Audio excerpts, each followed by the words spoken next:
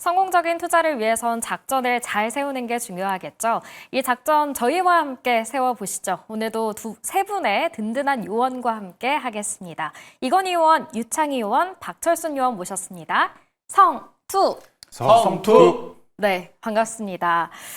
그럼 이제 본격적으로 회의를 시작해 볼까요? 먼저 시장에 대한 리뷰부터 해보겠습니다. 오늘 양대 지수가 모두 하락 마감했는데요. 정오가 지나면서부터 낙폭을 조금 줄이긴 했지만 상승 전환에는 실패했어요. 먼저 이건희 의원은 오늘 시장 어떻게 보셨는지? 숨은 주도주를 네. 찾아야 될 것 같았어요. 내일이잖아요. 네. 대통령 취임 100일 기념, 30일 기념이기도 하고 좀 여러 다양한 정책들이 발표된다는 기대감이 있는데 오늘 의외로 지주사들이 많이 좀 하락을 하는 모습이 나왔고 또 그동안 또 시장을 주도했던 스테이블 코인 관련주들도 하락이 나오고 자 그렇다 보니까 또 이 안에서 오랜만에 또 개별주들도 오르고 바이오주들도 오르고 또 추가적으로 신기하게도 오랜만에 그 M&A 관련 그리고 인수합병 관련 이러한 이슈도 좀 다양하게 나왔습니다. 자 그렇다 보니까 많은 투자자분들께서 갈피를 잡기가 조금 어려웠을 것 같아요. 더 간다라는 기대감 때문에 샀는데 크게 조정이 나와버리고 또 반대로 여기에도 하락한 종목에 돈이 묶이다 보니까 오늘 상승한 종목은 또 살 돈이 없고 이러한 좀 경우가 많기 때문에 어떻게 보면 이제는 앞으로 좀 시장이 상승에 대한 이런 필요를 좀 누적을 좀 쌓아가는 만큼 좀 숨은 주도주를 찾을 필요가 있다라고 말씀을 드리고 싶습니다. 네, 시장에 피로감이 있는 만큼 숨은 주도주를 찾아야 한다라고 하셨는데 오늘 함께 찾아주시는 거죠? 네, 한번 찾아보겠습니다. 네, 오늘 시초가 공략주까지 기대를 해보도록 하고요. 두 번째로 유창희 요원은 오늘 시장 어떻게 보셨죠? 오늘 시장은 조정의 이유를 찾는 하루가 아니었나 생각을 좀 하고 있어요. 앞에서 말씀하셨지만 많이 올라왔죠. 그러다 보니까 약간 부담스러운 주가 위치에서 작은 이슈가 나오면 그거 관련된 종목군들이 좀 우르르 좀 무너지는 부분들. 상법 개정 관련해서도 3% 룰, 이게 오후 들어서 이제 야당이 합의를 했다라고 소식이 나왔지만 어저께까지만 오후 같은 경우는 3% 룰이 적용되지 않을 수 있다라는 우려감들이 나오면서 지주사들이 힘을 못 썼고요. 또 스테이블 코인 관련돼서도 잘 가다가 한은 총재의 발언 한마디에 또 흘러내리는 모습이었다는 것이죠. 네. 그래서 하이닉스도 엔비디아가 조정이 나오면서 오늘 좀 제법 조정이 나왔던 걸 감안하면 증시가 좀 비싸다라는 인식이 좀 있는 상황에서 조금 작은 악재가 나오면 그냥 최소 4, 5%는 빠지는 모습을 좀 확인시켜줬고 이러한 모습은 아무래도 다음 주 초까지는 좀 더 이어질 가능성이 높지 않을까 판단을 좀 하고 있습니다.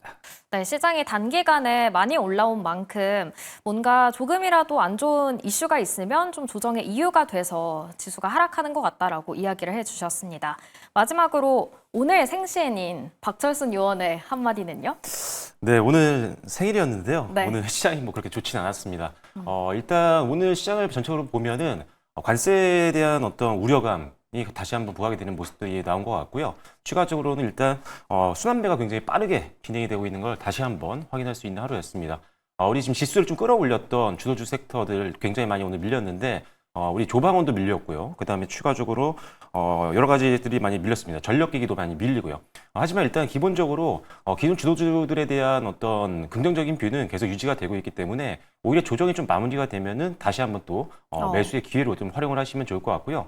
트럼프가 다시 또 이제 관세에 대해서 좀 더 강하게 또 언급을 좀 해주고 있다 보니까 여전히 이 관세 충격이 좀 강한 기업들은 관심이 필요할 것 같습니다. KBT라든지 아니면은 이제 음식료 같은 경우가 사실 가성비가 좋은 제품들로 승부를 하고 있다 보니까 관세가 부과가 돼도 소비자들이 구매를 하기 좀 부담스러울 정도로 가격이 비싸지지는 않는다고 생각을 합니다. 그래서 일단 음식료라든지 아니면은 또 K뷰티 관련된 종목들은 계속 관심이 좀 필요하다고 보여지고요. 역시나 무풍지대로 속해 있는 관세에 약한 충격을 받고 있는 엔터라든지 아니면 추가적으로 게임주들도 최근에 좀 6월 달에 좋았었거든요. 신작 모멘텀이 상당히 많이 있고요. 하반기 때. 그리고 추가적으로 실적도 기대감이 있는 종목군들이 좀 많이 지금 수면 위로 올라오고 있으니까요. 게임주와 그다음에 엔터주들도 같이 한번 묶어서 보시면 좋을 것 같습니다. 네, 오늘 시장 리뷰와 함께 좀 우리가 주목해 볼 만한 섹터를 이야기해 주셨는데요. 지금은 쉬어가고 있지만 이를 저가 매수로 활용하면 좋겠죠. 그래서 이제는 투자 전략을 하나씩 세워보도록 하겠습니다. 이렇게 수급본부로 바로 넘어가 볼까요? 오늘 수급본부에서는 어떤 종목이 눈에 띄었을까요? 첫 번째 종목 확인해 보겠습니다. 바로 셀트리온이고요. 자가 면역 질환 치료제죠. 진펜트라 처방이 세계적으로 확대되면서 이 셀트리온의 수급 그리고 실적에 대한 기대감이 커지고 있습니다. 또한 셀트리온은 북미 시장에서도 또 기대가 되고 있다라는 이야기가 나왔는데요. 오늘 외국인과 기관의 동반 매수가 들어오면서 5% 상승 마감했습니다. 이 상승세를 이어갈 수 있을지 요원들의 의견 들어보도록 할게요. 먼저 이건희 요원은 어떻게 생각하시나요?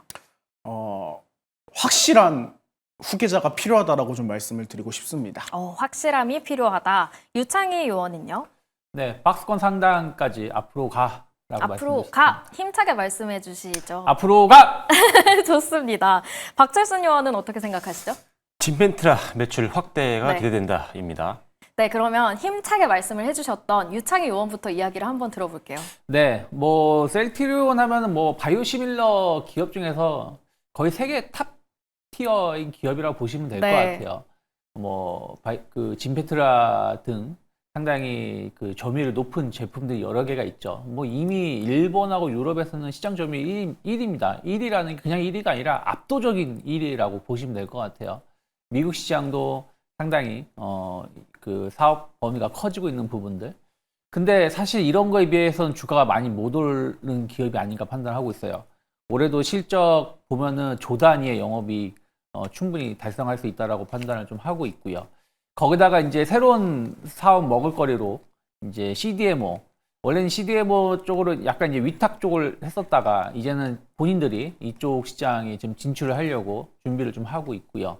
그리고 이제 ADC 이 부분까지도 지금 이제 준비를 좀 하고 있는 거 본다라면 충분히 성공 가능성이 높지 않을까 생각을 좀 하고 있습니다. 그래서 오늘 이런 것들이 복합적으로 작용하면서 의미 있는 상승이 나왔어요. 5% 네. 상승이 나왔었고 사실 그동안 이제 바이오주들이 좀 힘을 좀 많이 못 받았었죠. 네. 특히 이제 미국 금리가 좀 쉽게 안 떨어지면서 국내 금리는 좀 계속 떨어지고 있는데 미국 금리가 쉽게 안 떨어지면서 바이오주들의 수심이 조금 떨어진 게 있었고 또 그 트럼프가 약가 인하 정책 이런 부분들이 또 악재가 나오면서 바이오주들이 못 갔는데 이미 악재는 좀 반영됐다 생각하고 있고 계속 파월을 압박하고 있잖아요. 전 7월 달은 인하가 쉽진 않겠지만 네. 그 이후에는 좀 빠르게 금리 인하 가능성도 좀 열어놓고 있습니다. 또 빠르면 우리나라도 7월 달에 또 인하 가능성을 또 열어놓고 있거든요. 그래서 그런 것들 감안하면 금리의 이슈는 이미 거의 앞으로 좀 좋아질 부분들이 있지 않을까 판단을 하고 있습니다. 그래서 네.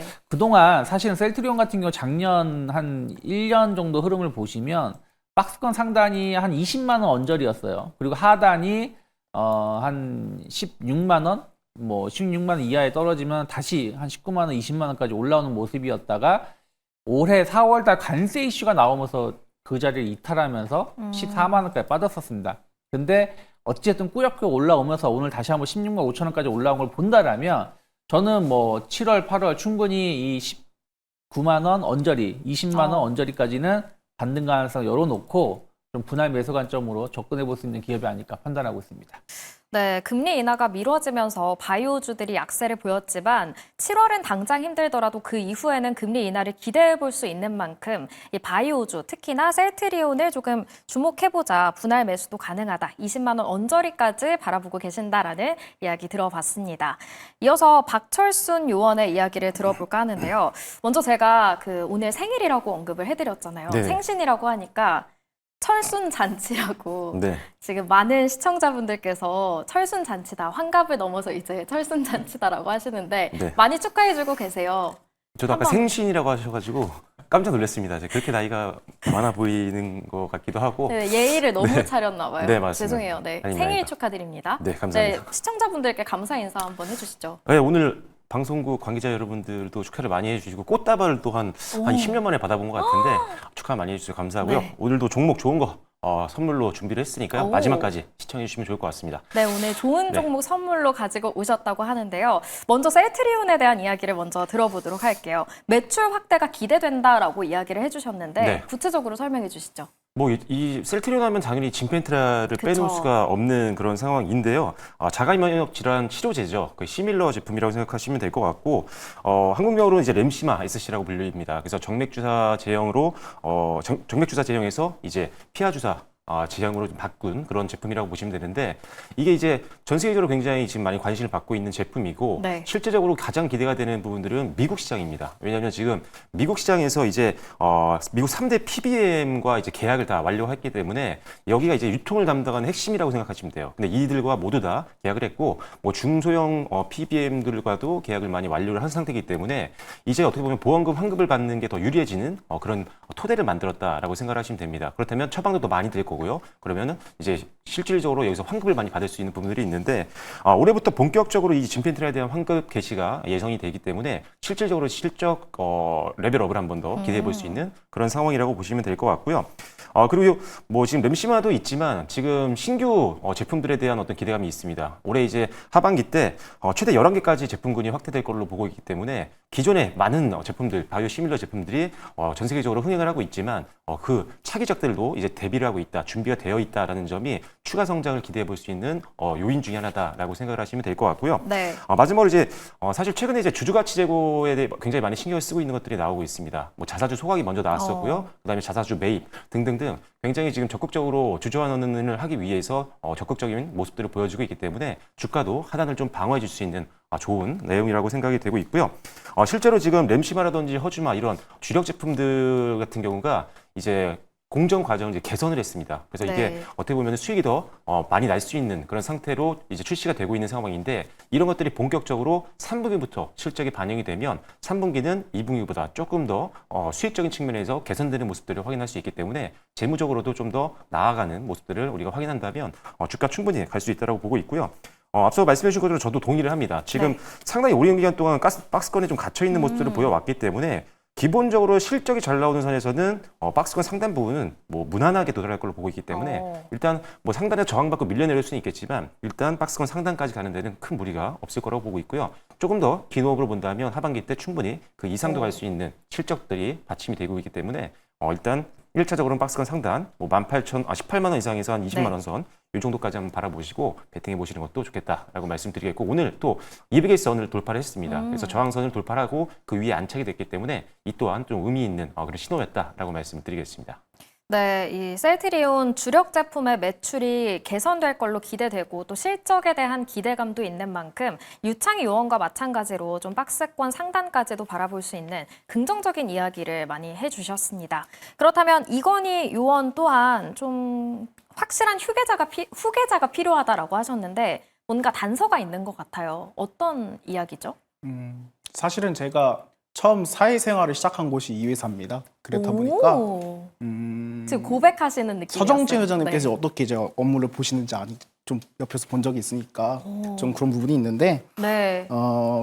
지금도 마찬가지고 어떻게 보면 아직까지도 회장님 연세가 57년 닭 뛰세요. 곧 7순이십니다. 그런데 아직도 한국에 거의 안 들어오시고요. 네. 해외에서 뭐 잠 굉장히 적게 주무시면서 아직도 그 영업하고 좀 미팅을 하신다고 들었는데, 네. 그렇다 보니까 확실한 후계자가 필요하다라는 이런 이야기를 가지고 나왔어요. 일단은 최근 3년간 자산이 대폭적으로 상승을 했습니다.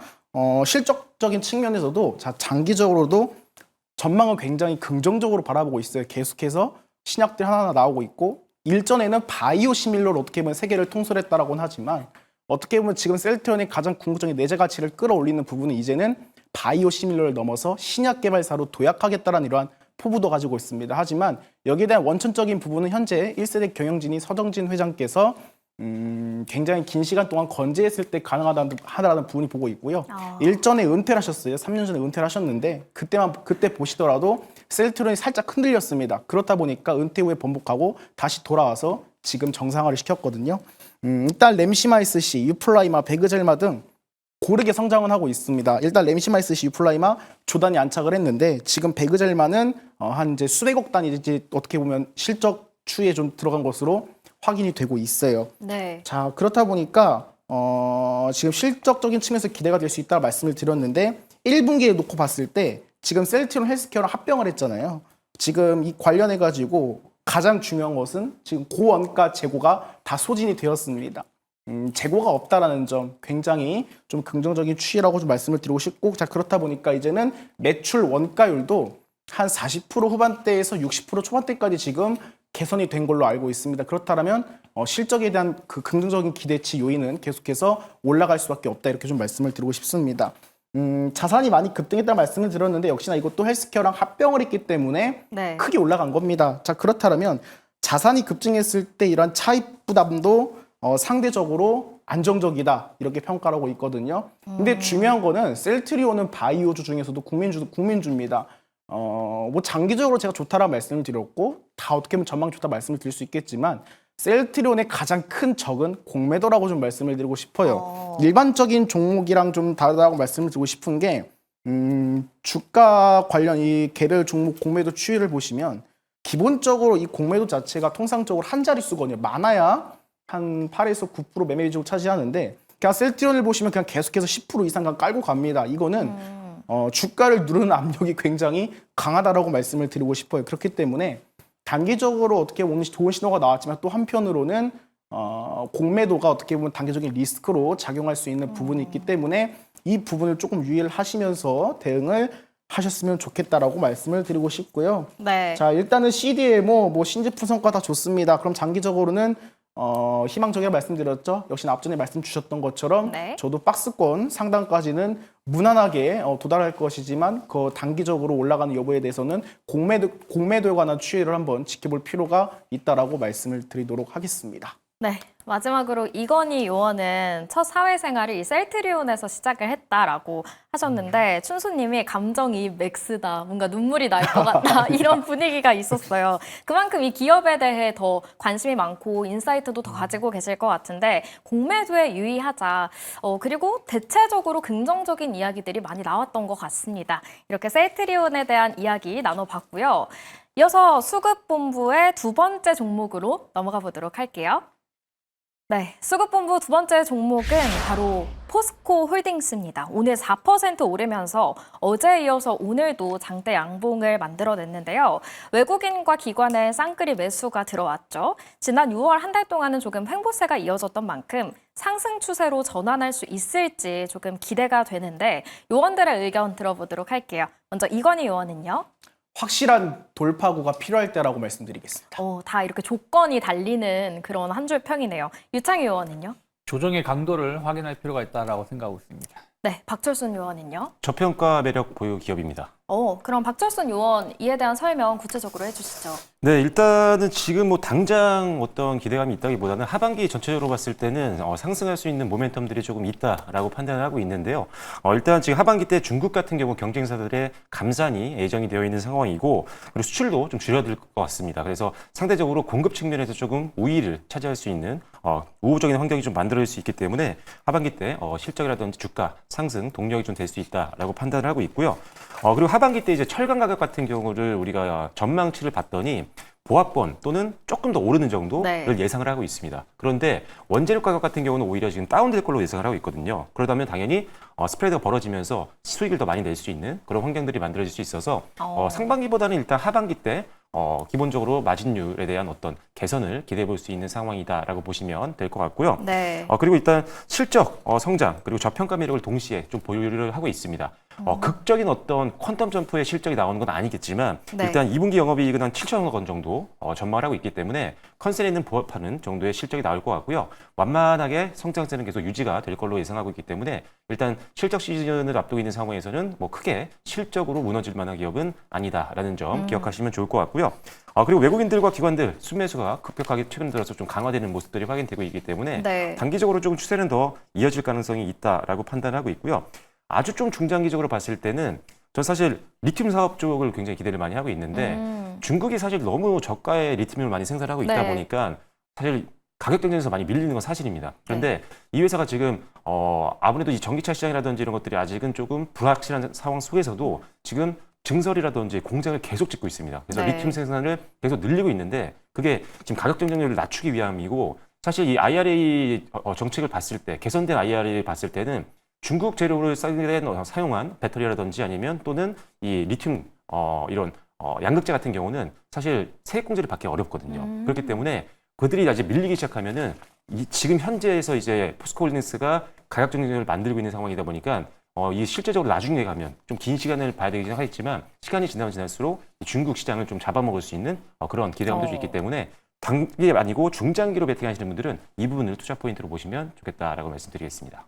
네, 포스코 홀딩스에 대해서 리튬 사업 부분을 특히나 기대를 한다. 지금은 중국의 저가 공세에 조금 맥을 못 추고 있긴 하지만 이 생산량을 늘리려고 하는 만큼 앞으로는 IRA 혜택도 우리는 적용받을 수 있고 중국은 그렇지 못한다는 점에서 오히려 다시 반등할 수 있는 기회가 되지 않을까라고 이야기를 해주셨고요. 또 저평가된 매력을 가지고 있다라는 코멘트 남겨주셨습니다.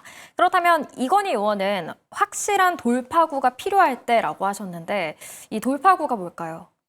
일단 주가는 저점권은 맞습니다. 그리고 가장 긍정적이거는 외국인이 지금 장기간에 걸쳐갖고 지속적으로 매수를 하고 있다라는 네. 점 분명히 긍정적은 맞습니다. 그런데 미국에서 리튬 사업을 확장한다라고 하고요. 네. 자, 그러면서도 지금 원전까지 지금 인수 시도를 하고 있는 것으로 알고 있습니다. 자, 그렇다면 어떻게 보면 지금 실질적으로 결과치가 나올 만한 이러한 사업을 진행하기보다는 미래에 대한 이러한 투자가 아직까지는 들어가고 있다고 판단이 되고 있거든요. 자, 그렇기 때문에 확실한 돌파구가 제대로 나오면서 결과치 값에 대한 이러한 기대치가 충분히 반영이 되어야 주가가 좀 탄력적인 상승이 있지 않을까 이렇게 좀 생각을 하고 있습니다. 일단 리튬 같은 경우 앞에서 말씀 주셨지만 중국의 이런 저가 정책에 좀 굉장히 어떻게 보면 좀 우려할 만한 부분이라 생각을 하고 있고 또 추가적으로 철강 수요가 지금 둔화하고 있습니다. 철강 수요도 둔화를 하면서 원자재 가격 변동에 관한 리스크도 확인이 필요하지 않을까 이렇게 좀 생각을 하고 있거든요. 일단은 실적적인 측면으로 봤을 때는 펀더멘털적인 측면으로 봤을 때는 EPS가 아니라 이익 성장 기대치는 분명히 올라가고 있는 건 맞습니다. 네. 그런데 지금 근 3년 동안 보시면 ROE가 지속적으로 낮아지고 있어요. 역시나 이 부분이 개선되기 위해서는 이러한 배터리 소재 그리고 에너지 관련 수익 부분이 개선이 되어야 여기에 대한 부분도 점진적으로 올라갈 수 있다. 이렇게 좀 말씀을 드리도록 하겠습니다. 차트를 보시면 나쁘진 않아요. 그런데 네. 뭐 증권가도 그렇고 어떻게 보면 장기적으로 봤을 때는 지금 30만 원 중후반대로 좀 목표가를 가지고 있는 것으로 알고 있거든요. 네. 하지만 여기에 대한 부분은 아까 말씀드렸던 것처럼 앞전에 대한 부분이 선행이 되어야 가능한 영역이라 말씀을 드리고 싶고 단기적으로는 그래도 트레이딩 관점으로 외국인이 계속해서 지속적으로 매수가 들어오는 이상은 우리가 빠르게 수익을 낼 수 있는 종목은 가능성이 좀 있지 않을까 이렇게 좀 말씀을 드리도록 하겠습니다. 네, 외국인의 매수가 들어오는 만큼 단기적으로는 노려볼 만하지만 우리가 기대감을 가지고 있는 기업이기 때문에 그 기대감이 현실로 나타날 때까지는 조금 시간이 필요할 것 같다. 그러니까 이건희 의원과 박철순 의원 모두 좀 중장기적인 관점에서는 긍정적으로 이야기를 해주신 것 같습니다. 그럼 유창희 의원은 어떻게 생각하시는지? 뭐 사실은 포스코홀딩스가 최근에 좀 올라오는 것은 결국엔 상법 개정이라고 생각을 좀 하고 있어요. 네. 3% 룰이 지금 잘 마무리가 됐다라는 부분들 감안한다라면 조금 더 긍정적으로 볼 수 있는 부분들이 있다. 그런 부분들이 결국에는 외국인들 매수가 꾸준하게 유입됐었던 요인이 아닌가 생각을 좀 하고 있어요. 그러니까 사실은 지주사 중에서 포스코홀딩스만 못 갔어요. 근데 이게 뒤늦게 이제 어제 오늘 좀 반응을 좀 하고 있는 것이 아닌가 생각을 좀 하고 있고요.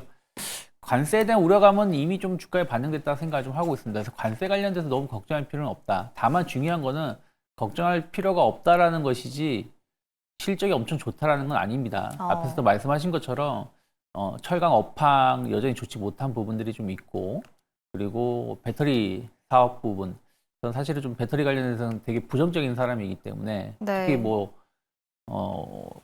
일론 머스크하고 트럼프하고 또 싸우면서 관련돼서 또 테슬라가 주가가 안 좋지 않습니까? 그쵸. 뭐 오늘 같은 경우도 지금 테슬라가 조금 반등은 주고 있지만 어쨌든 전체적으로 이런 불확실성은 계속해서 나온다는 부분들 감안한다라면 사업 자체는 사실은 좋은 건 별로 없지만 상법 개정이라든지 제반 여건이 나쁘지 않다라는 부분들 감안한다라면 여기서 이제 조정이 좀 나오더라도 큰 조정이 안 나온다라면 지난 2월과 3월과 같은 모습을 보여줄 수 있지 않을까 생각을 좀 하고 있어요.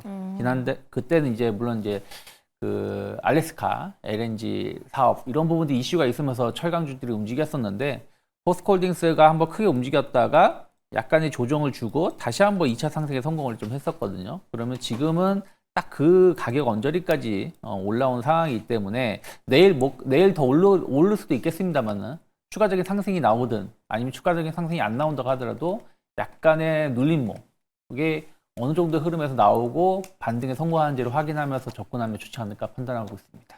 네, 유창희 의원은 조정의 강도를 확인하자라고 이야기를 해주셨고요. 철강 업황이 좀 개선이 되려면 시간이 좀 필요하기 때문에 좀 보수적인 접근을 말씀해 주셨습니다. 이렇게 저희가 수급본부에서는 셀트리온과 포스코홀딩스를 만나봤는데 좀 엇갈린 평가가 이어졌던 것 같습니다. 이어서 이슈본부로 넘어가 보도록 하겠습니다. 이슈로 움직인 오늘의 종목은 어떤 것들일까요? 하나씩 확인해 보도록 할게요. 네, 이슈본부의 첫 번째 종목은 바로 이 현대로템입니다. 오늘 정규장보다 애프터마켓에서 더 뜨거웠던 종목이 아니었을까 싶어요. 대체거래소에서 6%대 상승 마감했는데 장기간 지연됐던 K2 전차의 폴란드 2차 수출 계약이 최종 확정됐다는 소식 덕분이었습니다.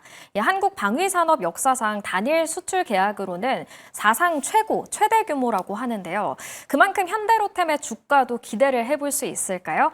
먼저 이건희 의원의 의견 들어보도록 할게요. 주인공은 나야나입니다. 이거 노래 아닌가요? 그런가요? 네. 네, 알겠습니다. 아, 노래 모르시나요? 네. 그럼 제가 주인공은 나야나 대신해드릴게요. 감사합니다. 네, 그럼 유창희 의원은요? 네, 기다리던 소식 어, 담백하게 말씀드리겠습니다. 네, 그럼 박철순 의원의 한마디는요? 네, 유럽 전초기지 구축 기대감입니다. 다 기대감을 가지고 있는 평가인 것 같은데 그럼 이건희 의원 제가 노래로 해드렸으니까 네. 이제 아시겠죠? 네, 알 것 같습니다. 들어본 것 같아요. 네, 주인공은 나야나 한번 구체적으로 설명해 주시죠. 일단은 파죽 지세입니다. 지금 뭐 시장 이렇게 좀 변동성이 있는 종목들 그리고 이런 분위기에 휘둘리는 종목들이 대부분인데 자 꿋꿋하게 자기 앞길만 잘 가고 있습니다. 그래서 파죽 지세 그리고 투명한 경영 그리고 역대 최대 수출 자 그렇다면 세 가지 콜라보가 지금 굉장히 잘 맞아 떨어지고 있기 때문에 추가적인 상승에도 좀 기대를 해볼 만하지 않을까 이렇게 좀 말씀을 드리도록 하겠습니다. 일단은 방산은 역시 방산이겠죠. 폴란드 쪽 K2 전차 2차 완료를 했다라고 하는데 1차 때가 아마 4조 원이 넘어갔을 거예요. 그런데 이번에 8조가 넘어갔죠. 자, 생산 시설이라든가 이런 관련 부분까지 포함을 해가지고 굉장히 크게 좀 수주를 한 것으로 알고 있습니다. 그렇다면 폴란드에서 이러한 계약이 나왔다는 것은 향후에 자, 유럽 쪽에서도 충분한 이러한 수주에 대한 이러한 수요가 좀 유리한 부분이 있지 않을까 이렇게 좀 말씀을 드리고 싶고요. 그리고 철도도 굉장히 기대가 되겠죠. 철도, 수소 차량 부문 좀 확장을 하고 있는데 국내외 수주가 증가하고 있습니다. 특히나 모로코 쪽에서 글로벌 고속 열차를 또 수주를 하고 있어요. 어떻게 보면 교통망이라든가 이런 방산이라든가 각 국가별로 필요할 수밖에 없는 핵심 기술들의 이런 집합체를 좀 사업 포트폴리오로 가지고 있기 때문에 더욱더 기대가 된다는 말씀을 드리고 싶고요. 재무 성과도 지금 안정화가 굉장히 좀 기대가 되고 있습니다. 일단 올해 ROE가 본격적으로 개선이 되면서 실적도 당연히 분기 사상 최대 실적이 나올 가능성이 있겠죠. 자, 그렇다면 추가적으로 실적 증가에 대한 부분은 존재한다라고 말씀을 드리도록 하겠습니다. 네. 일단은 주가를 보시면 많이 올라갔어요. 지금 뭐 20만 원대에 있는데 연봉상으로 보시면 가장 큰 이 회사의 장점은 무엇이냐? 천장이 없다라는 겁니다. 이제는 이 가격대에서 매수세만 받쳐주면 계속해서 주가가 올라갈 수 있다라는 거예요. 자, 하지만 반대로 위에 천장이 없다라는 것은 밑으로도 어떻게 보면 자 단기 차익시장 물량이 나올 수 있는 가능성이 언제든 자 있다라고 말씀을 드리고 싶거든요. 네. 일단은 주요 평균 목표가 자체가 19만 원, 20만 원대였어요. 근데 그걸 돌파했잖아요. 자 그렇다면 단기적인 차익 물량에 대한 부분은 충분히 우리가 좀 고려해봐야 될 것 같고 자 그렇다면 분할 매수라든가 이러한 손절 전략적인 측면에서 자 접근을 할 때 명확한 이러한 전략을 세워서 자 들어가는 게 현실적이지 않을까 이렇게 좀 말씀을 드리도록 하겠습니다. 명확한 전략이라면 가격 전략을 좀 분명하게 하자 이런 말씀이실까요? 네, 왜냐면 지금 주가가 올해만 300% 넘게 올라갔잖아요. 네. 그럼 누군가 300% 수익 중이거든요. 그렇다면 우리가 아무리 기대감이 있더라도 누군가는 팔 준비를 하고 있기 때문에 네. 자 분할 매수를 하건 아니면은 손절가를 명확하게 손절선을 지키던 이런 식으로 좀 전략을 수립해서 접근하는 게 좋지 않을까 이렇게 좀 의견을 드리도록 하겠습니다. 네, 이건희 의원, 현대 로템은 천장이 없는 만큼 그게 독이 될 수도, 약이 될 수도 있다라고 이야기를 해주셨고요. 또 분기 사상 최대 실적이 예상된다라는 점은 긍정적인 것 같습니다. 이어서 유창희 의원은 아까 기다리던 소식이라고 네. 하셨잖아요. 이게 설명해 계속 안 주시죠. 나오고 있었어요. 네. 그러니까 언제 나오냐 하고 있었는데 드디어. 오늘 나왔다라는 것이죠. 그러니까 어떻게 보면은 기업 입장에서는 제일 좋은 거는 신규 수주 소식 아니겠습니까? 거기다 금액도 거의 9조 원대 아니겠습니까? 네. 특히 이제 우리가 원래부터 예상했었던 거예요. 그러니까 처음에 무기를 파는 게 중요한 게 아니라 무기를 팔게 되면 유지 보수도 해야 되고 또 그 한번 무기 체계 시스템을 도입을 하게 되면 그걸 쭉 갈 수밖에 없다라는 거죠. 그래서 그런 것들이 앞으로 매출을 엄청나게 늘릴 수 있다라고 예상이 됐는데 결과가 없었는데 이번에 그런 것을 확인시켜주는 내용이었다. 그러니까 뭐 그 K2 전차 대수가 더 늘어난 게 아니라 원래 계획대로 수주를 했지만 추가적으로 유지 보수라든지 이런 부분들 그리고 이제 기술 이전 이런 것들이 포함되면서 나온 것이기 때문에 상당히 내실 있는 계약 내용이었다 생각을 좀 하고 있고요. 그리고 이제 나토가 지금 GDP 대비 국방비를 5%로 늘리기로 합의를 봤는데 어떻게 보면 이제 폴란드가 유럽의 전초기지가 될 수 있다고 보고 있습니다. 그러면 폴란드가 우리나라 무기를 도입을 한다라는 것은 다른 유럽 국가들, 특히 이제 러시아하고 좀 인접한 국가들은 방어용 무기가 상당히 중요한데 우리나라의 무기가 대부분 다 방어용 무기라고 보시면 될 것 같아요. 상당히 네. 강점이 있다라는 것이 확인된 것이기 때문에 다른 나라들도 좀 싼 제품을 가격은 싸지만 상대적으로 성능은 어마어마하게 좋은 것을 선택할 가능성이 없다. 그러면 추가적으로 수주 모멘텀 이어갈 수 있지 않을까 생각을 좀 하고 있습니다. 그래서 그런 것들 감안한다라면 충분히 좋은 소식이 나왔다라고 보고 있고 다만 이제 주가는 워낙에 좀 많이 올라온 상황이었어요. 네. 그래서 만약에 다른 기업이었으면 상한가 시간에서 애프터마켓에서 상한가를 갔어도 뭐 전혀 문제될 게 없는데 6% 정도 네. 상승을 하면서 마감했다라는 거죠.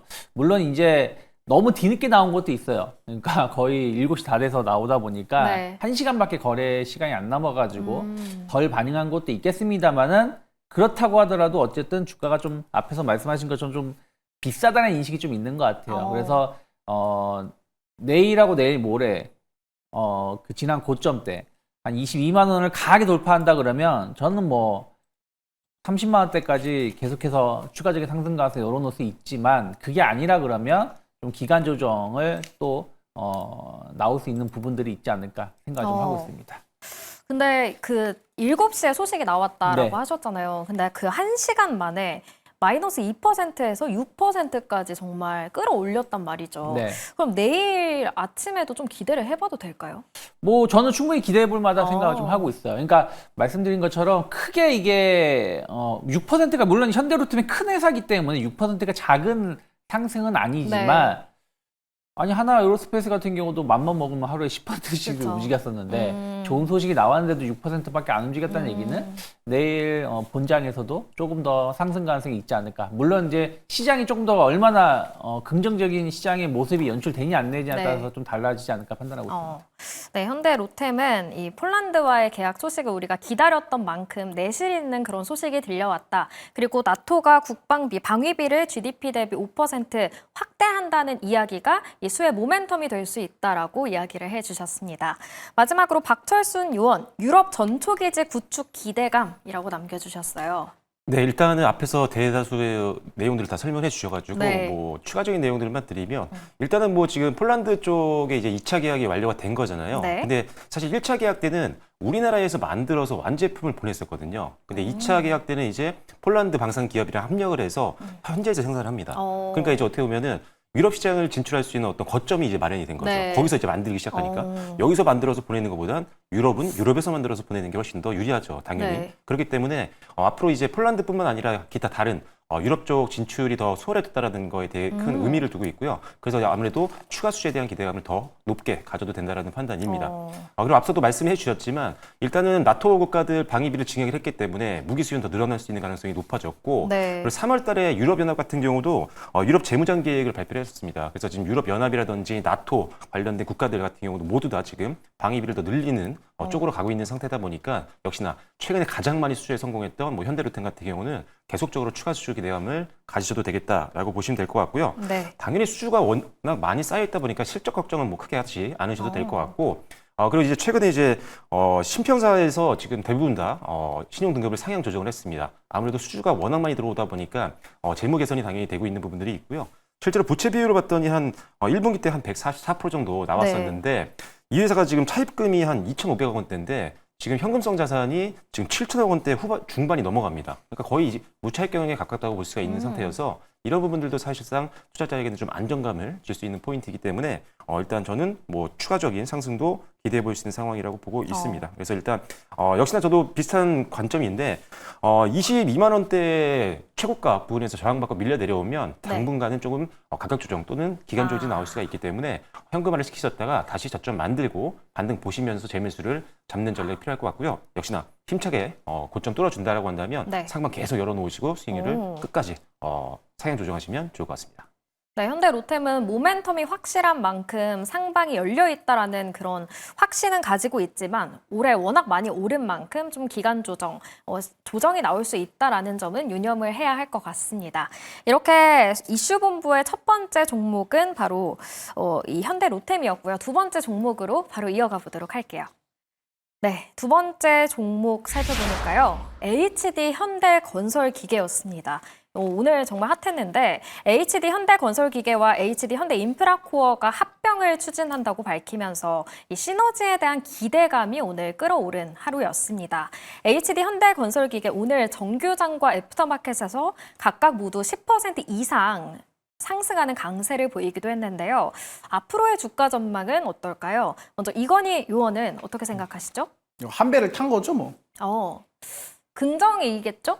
네, 긍정입니다. 네, 한 배를 탔다. 유창희 요원은요? 잘했다. 약간 비꼬는 아니. 말도 아니죠? 잘했다.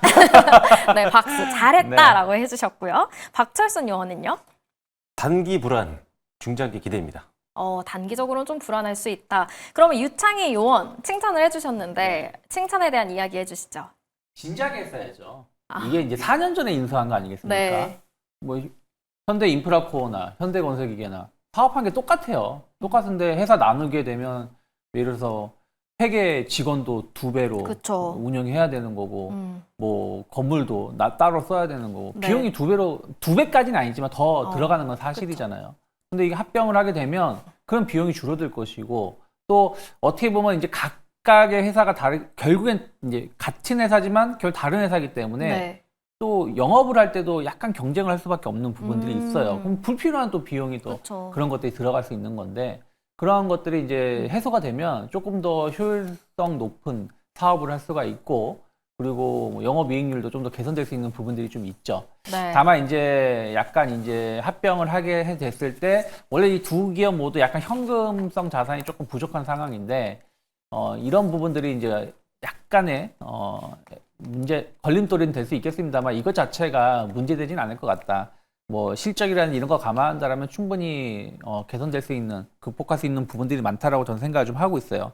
그리고 이제 뭐 지금 신정부 들어가지고 에너지 고속도로가 되었든 뭐가 되었든 알게 모르게 인프라 투자를 상당히 많이 할 수 있는 부분들이 전 많이 있다라고 보고 있어요. 원전 같은 경우도 마찬가지입니다. 원전 르네상스라고 하죠. 물론 지금은 원전을 짓고 있지는 않지만 앞으로 새로 원전을 짓게 된다라면 거기에 굴삭기 이런 건 당연히 더 들어갈 수밖에 없는 것이죠. 또 러우 전쟁 마무리에 대한 어떤 기대가 또 중동이 긴장감이 좀 감소가 되면 또 이런 부분들이 또 관련된 그동안 미뤄졌던 프로젝트가 진행이 되는 것이기 때문에 또 굴삭기 수요가 늘어날 수 있는 부분들이기 때문에 저는 앞으로 사업도 전망도 전 그렇게 나쁘게 보고 있지는 않기 때문에 충분히 추가적인 주가 상승 열어놔야 된다. 다만 이제 이런 이슈는 오늘 좀 일부 반영된 측면이 있기 때문에 뭐 내일도 급등으로 가기보다는 좀 제한된 흐름들을 보여주면서 완만한 상승세가 유지되지 않을까 판단하고 있습니다.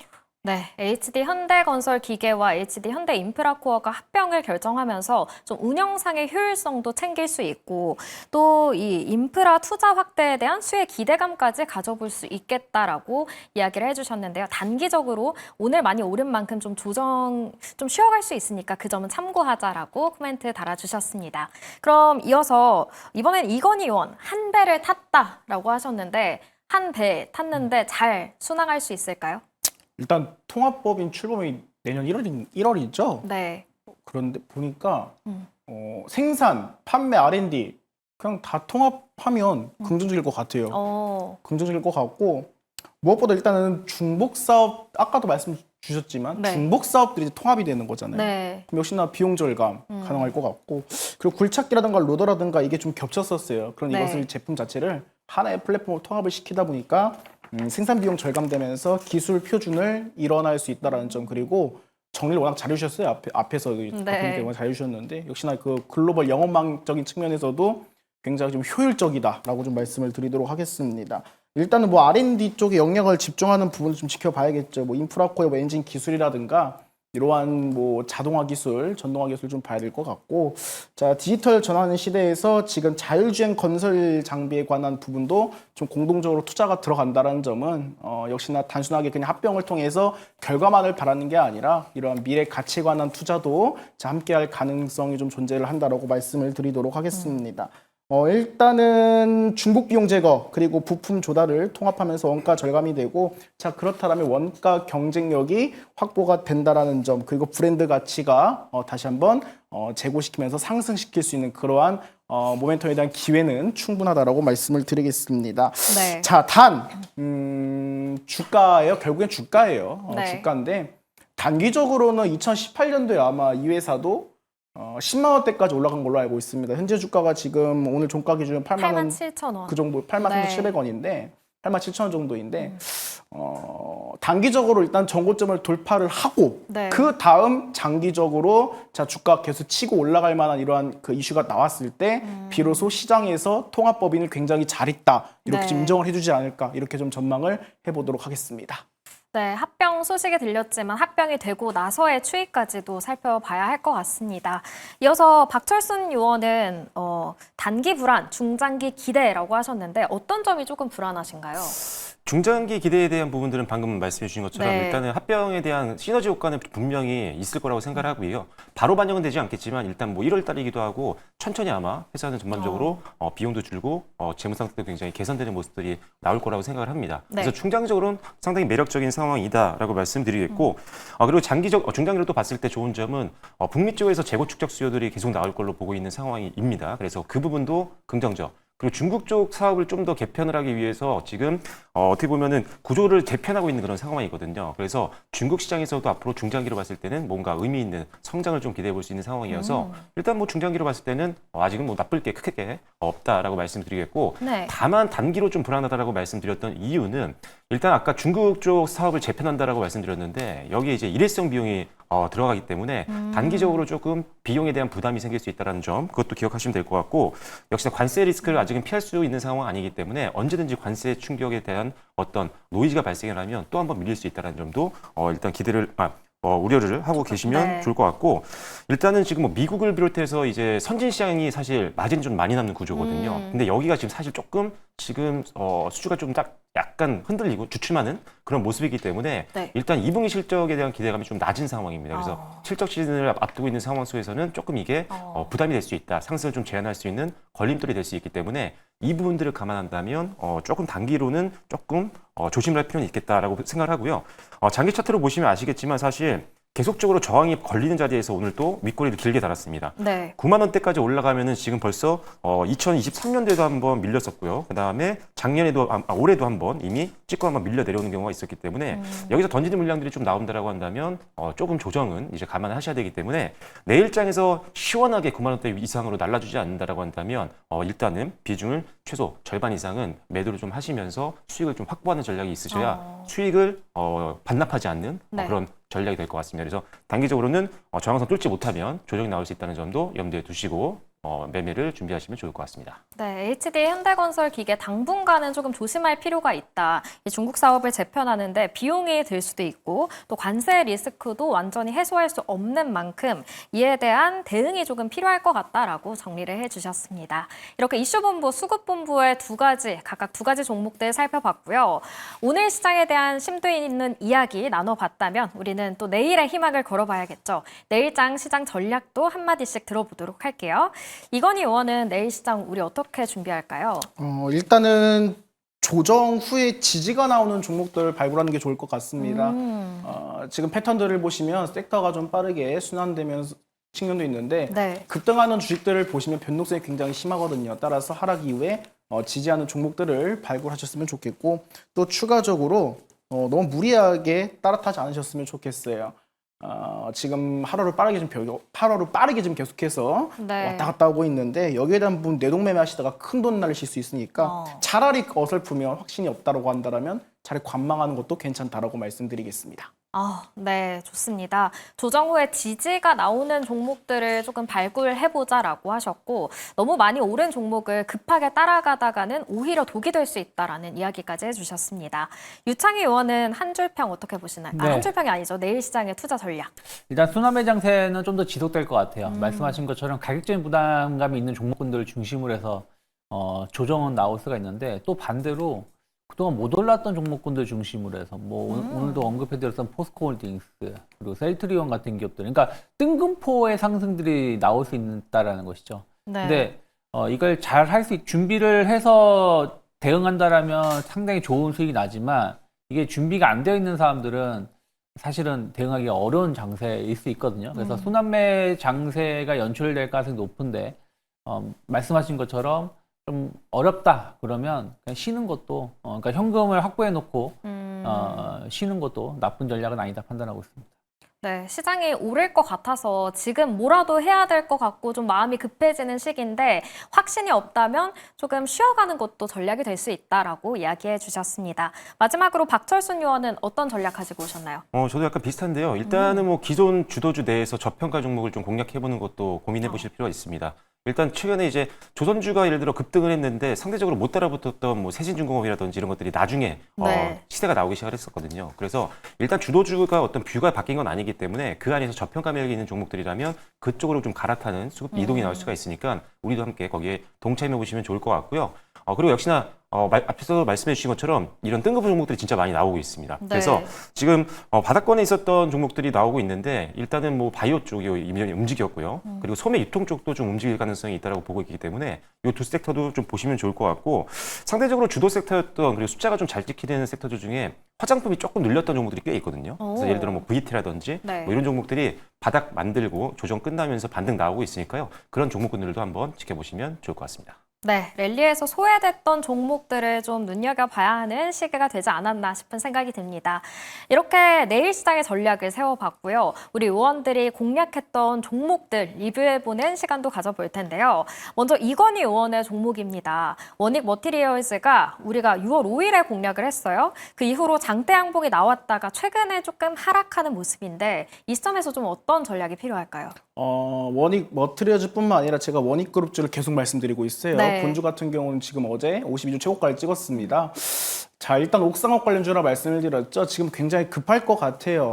원익 같은 경우는 지금 시가총액이 1,000억 중반밖에 안 됐는데 지금 어떻게 보면 5조 원대 이러한 그룹 규모를 지배하고 있다는 이것은 분명히 자, 시장에서 리스크로 작용할 것 같아서 계속해서 올라갈 것이라 보고 있고요. 자, 키 맞추기 들어갈 것 같습니다. 그렇다면 원익과 원익홀딩스 그리고 관련 그룹주들 한 시가총액 4천억에서 한 5천억 수준으로 자, 맞출 가능성이 있거든요. 자, 지금도 공략 가능한 자리지 않을까 이렇게 좀 의견을 드리도록 하겠습니다.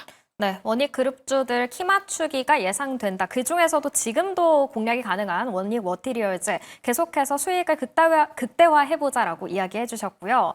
두 번째로 유창희 요원은 삼성 SDS를 리뷰해 주신다고 합니다. 최근에 좀 하락세 이어지고 있는데 기다려 봐야 할까요? 네, 뭐 이제 그때 언급하고 나서 주가가 많이 올랐다가 좀 조정이 좀 나왔어요. 네. 다시 저는 지금부터는 또 살 수 있는 기회다 생각을 좀 하고 있습니다.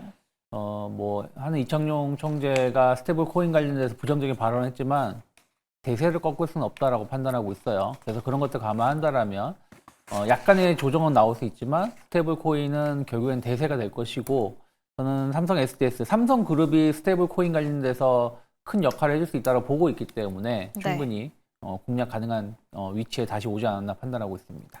네, 삼성 SDS 가져오신 다음에 24일쯤에 최고가를 경신했고 지금 하락세가 이어지고 있긴 하지만 스테이블 코인에 대한 확신이 있기 때문에 계속해서 저가 매수로 지금 공략을 해보는 것도 좋겠다라고 이야기해 주셨네요.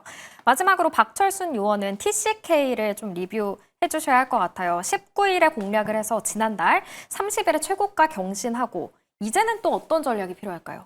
네, 경신하고 뚫고 갈 줄 알았는데 시장 좀 밀리면서 네. 오늘 한 2%대 빠졌습니다. 근데 아직 뭐 수익권이 있는 상태고요. 기존의 목표가를 좀 제시해드렸던 12만 원은 뭐 계속적으로 유지할 겁니다. 일단 반도체 관련된 기업인데 반도체 쪽 업황 굉장히 좋죠. 지금 뭐 디램이라든지 낸드 가격도 계속 유지가 되고 있고 좋은 흐름들이 나오고 있는 상태고요.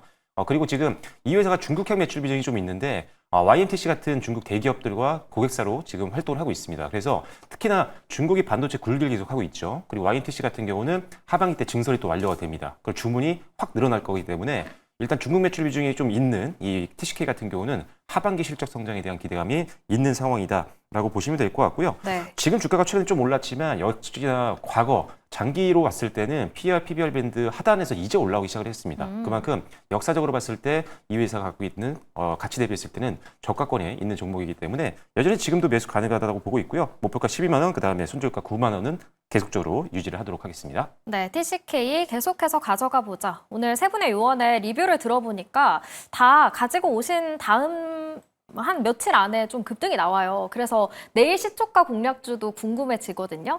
먼저 이건희 요원은 내일 어떤 종목에 우리가 집중을 해볼까요? 오가노이드 사이언스입니다. 어, 지금 삼성 바이오로직스도 오가노이드 분야에 좀 투자가 들어간다 그러고 여러 많은 기업들이 지금 연구하면서도 투자가 많이 활발하게 진행이 되고 있어요. 자, 무엇보다도 동물 실험 폐지를 지금 동물 실험을 폐지한다고 하잖아요. 자, 그렇다면 네. 그 대체 수요로 오가노이드가 계속해서 언급이 되고 있는데 많은 대기업들이 투자가 들어간다는 것은 아직 시장에서 선점하고 있는 기업이 없다라고 자 보여집니다. 그렇다면 이미 여기에 관한 연구를 오래전에 진행을 하면서 파이프라인을 확보한 기업이 수혜를 받을 가능성이 높지 않을까 이렇게 좀 말씀을 드리겠습니다. 이 오가노이드 사이언스가 이미 췌장암, 대장암 같은 이러한 항암 관련해서 오가노이드 신약 파이프라인을 유일하게 전 세계에서 보유를 하고 있습니다. 그래서 기대할만 하고 자 주가 같은 경우는 최근에 그 차트상으로 양음양 기법을 쓰시는 분들이 지금 이틀 사이에 마이너스 20%가량 손실권에 있으실 걸로 생각이 됩니다. 자 그렇다면 그분들이 원금 회복을 기다릴 때 지금 조정 라인에서 우리가 분할 관점으로 들어가면 자 충분히 단기간에 수익을 낼 수 있는 끼가 있는 종목이다. 그 유통 물량도 얼마 없기 때문에 굉장히 변동성 있는 종목이기 때문에 그 기회를 한번 노려보자라고 말씀드리겠습니다. 목표가는 37,500원, 손절가는 29,800원 말씀드리겠습니다. 네, 이건희 요원은 내일장 공략주로 오가노이드 사이언스 목표가 37,500원으로 설정을 해주셨습니다. 다음으로 유창희 요원은 어떤 종목 공략하시나요? 네, 코오롱 인더를 가지고 나왔고요. 최근 주가 상당히 많이 올라왔어요. 그래도 충분히 저는 더 갈 수 있지 않을까 생각을 해서 가지고 나와 봤습니다. 네. 아라미드라는 섬유 이 제품의 가격이 계속 좀 오르고 있다고 합니다. 바닥을 찍었다는 인식이 좀 있고 이거는 산업 전반적으로 사용되는 섬유 제품이라고 보시면 되겠고 우리 실생활에서는 뭐 쉽게 말해서 고어텍스 같은 거 그런 쪽에 많이 사용될 수 있다고 보면 좋은데 뭐 등산복이라는 게 등산복 시장은 계속해서 크게 성장할 수 있는 부분들이 여러 가지 요소가 있습니다. 그래서 앞으로도 기대감을 가져갈 수 있다 생각하고 있고 또 최근에 보면 AI 반도체용 전자 소재 쪽으로 해가지고도 300억 이상의 투자를 확정 지으면서 뭐 쉽게 설명하면 이것도 약간 두산이 최근에 올라왔었던 이유가 CCL 소재거든요. 그런 부분들이라 보시면 될 것 같아요. 그래서 전체적으로 사업 자체가 좋아지고 있고 앞으로 더 개선될 수 있는 부분들이 좀 있는 걸 감안한다라면 저는 충분히 추가적인 상승 가능성이 열려 있다. 최근에 거래량을 동반하면서 올라오고 있는 걸 감안했을 때 네. 일단 단기적으로는 55,000원 정도까지는 목표가 열어놓을 수 있다 생각을 좀 하고 있고요. 41,000원이 크게 이탈하지만 않는다라면 조금 조정이 나와도 분할 매수를 접근해 볼 수 있지 않을까 판단하고 있습니다. 네, 차트를 보니까 정말 많이 올라왔네요. 코오롱 인더 목표가 55,000원으로 우리가 더 기대를 해보자라고 이야기해 주셨습니다. 마지막으로 박철순 요원은 어떤 종목이죠? 근데 좀 생소한 종목일 수 있는데요. 바이오 FDNC라는 기업입니다. 숨겨진 스킨 부스터 관련된 회사라고 보시면 되는데 이 회사가 사실 바이오 소재를 만들고 있는 기업입니다. 근데 그 안에서 스킨 부스터에 들어가는 원료를 만들고 있는데 이게 사실 지금 성장률이 굉장히 좋습니다. 지금 이 스킨 부스터 원료라든지 완제품 제조를 할 때 관련 매출 성장률이 거의 뭐 30%에 육박을 하고 있으니까요. 이 스킨 부스터 시장이 고성장하면서 거기에 따른 낙수 효과를 제대로 보고 있는 기업 중에 하나가 바로 이 바이오 FDNC라고 보시면 될 것 같고요. 이 회사 같은 경우는 이런 바이오 소재를 일단 원료부터 시작해서 배양, 생산, 대량 생산까지 전 과정을 다 할 수 있는 수직 계열화가 되어 있기 때문에 당연히 이익률이 더 많이 남는 구조라고 보시면 될 것 같습니다. 네. 실질적으로 판가미도 좀 낮은 회사이기 때문에 영업이익률이 30%를 넘어가는 아주 좋은 기업이다라고 보시면 될 것 같고요. 마지막은 일단 최근에 실적 기대감이 좀 높아지고 있는 상황입니다. 왜 그러냐면 일단 기본적으로 피부과와 성형외과에 들어가는 앰플 수요가 증가하고 있는 것들을 이미 눈으로 확인을 했고요. 거기다 추가적으로 지난해 말에 이제 12월이었는데 미국의 이제 AM메딕스라는 회사랑 이제 원료라든지 이런 스킨부스터 관련된 소재들을 납품 계약을 체결했습니다. 근데 그게 이제 올해부터 본격 반영이 되기 때문에 작년과는 또 다른 한 단계 레벨업된 실적을 기대해 볼 수 있어서 단기뿐만이 아니라 중장기로도 보시면 좋을 것 같습니다. 지금 약간 급등 이후에 조정 좀 받고 있는데요. 현재 가격에서는 뭐 분할 매수 관점으로는 접근 가능하다는 판단이고요.